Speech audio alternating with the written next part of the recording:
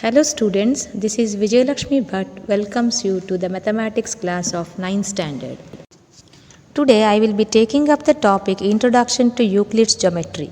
Last year you have studied about Euclid's axioms and postulates. By recalling that we will proceed. Euclid is a Greek mathematician. He is known as father of geometry and well known because of his famous treatise called Elements. He divided Elements into 13 chapters, each called a book. This book influenced the whole world understanding of geometry for generation to come. In this chapter, we shall discuss Euclid's approach to geometry and shall try to link it with the present day geometry. Euclid began his exposition by listing 23 definitions in Book 1 of the Elements. A few of them are: first one, a point is that which has no part.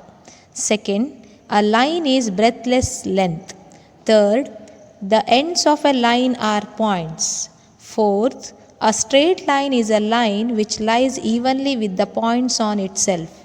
Fifth, a surface is that which has length and breadth only. Sixth one, the edges of a surface are lines. Seventh one, a plane surface is a surface which lies evenly with the straight lines on itself. Carefully study these definitions, you find that some of the terms like part, breadth, length, evenly, etc. need to be further explained clearly. For example, consider his definition of a point. In this definition, a part needs to be defined. Suppose if you define a part to be that which occupies area, again an area needs to be defined. So, to define one thing, you need to define many other things, and you may get a long chain of definitions without an end. So, in geometry, we take a point, a line, and a plane as undefined terms. Starting with his definitions, Euclid assumed certain properties which were not to be proved. These assumptions are actually obvious universal truths. He divided them into two types, axioms and postulates. He used the term postulate for the assumptions that were specific to geometry. Common notions, often called axioms, on the other hand, were assumptions used throughout mathematics and not specifically linked to geometry. Some of the Euclid's axioms are given below. First one, things which are equal to the same thing are equal to one another. Here, if A is equal to C and B is equal to C, then A is equal to B. Here, A, B and C are same kind of things. Second one, if equals are added to equals, the wholes are equal. That is, if A is equal to B and C is equal to D, A plus C is equal to B plus D. Also, A is equal to B, then this implies that A plus C is equal to B plus C. Third one, if equals are subtracted from equals, the remainders are equal.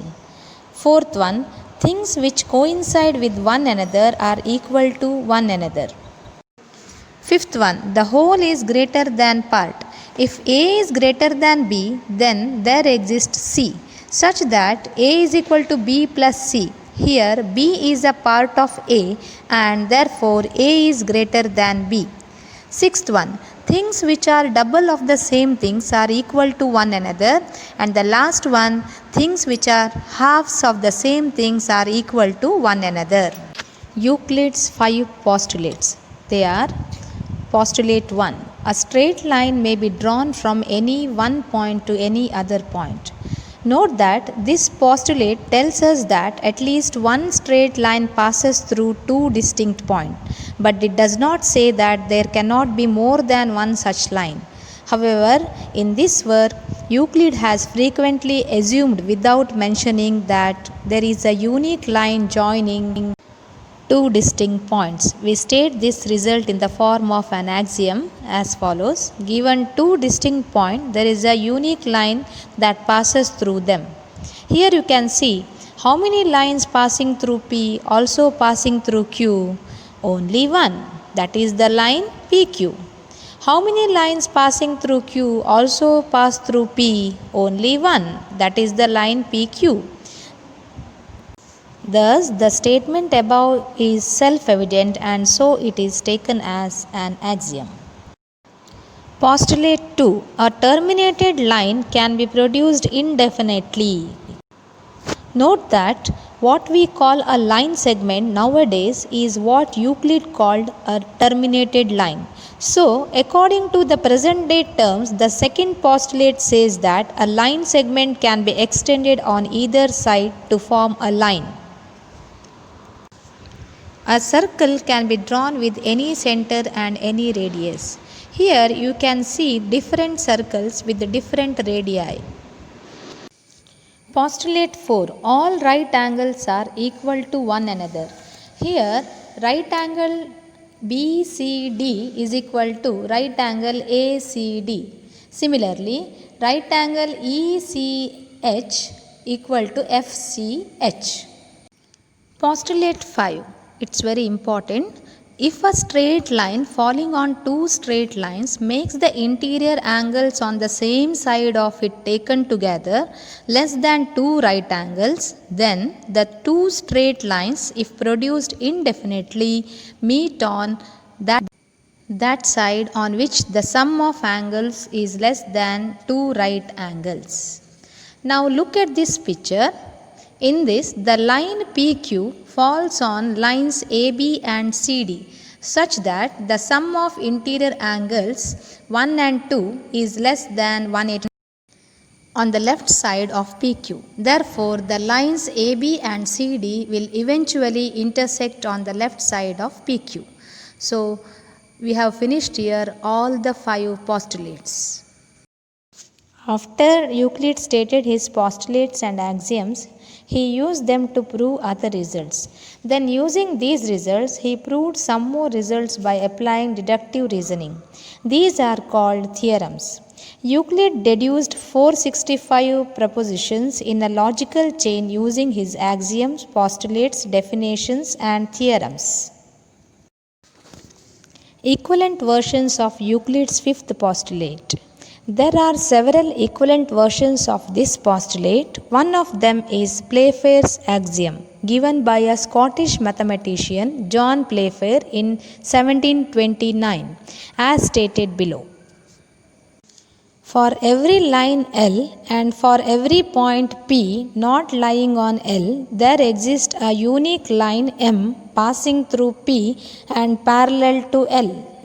This result can also be stated in the following form: two distinct intersecting lines cannot be parallel to the same line. Now we have come to the end point of this chapter. Euclid did not require his fifth postulate to prove his first 28 theorems.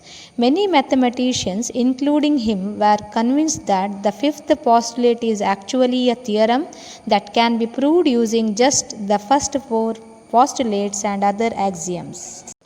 However, all attempts to prove the fifth postulate as a theorem have failed, but these efforts have led to a great achievement, the creation of several other geometries. These geometries are quite different from Euclidean geometry. They are called non-Euclidean geometry.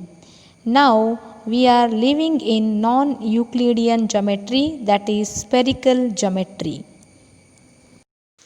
Before we end, here are some questions as home assignment. Who is the father of geometry? Second one, write all axioms and postulates. Thank you children for watching this video. Stay home, stay safe, have a nice day. Thank you.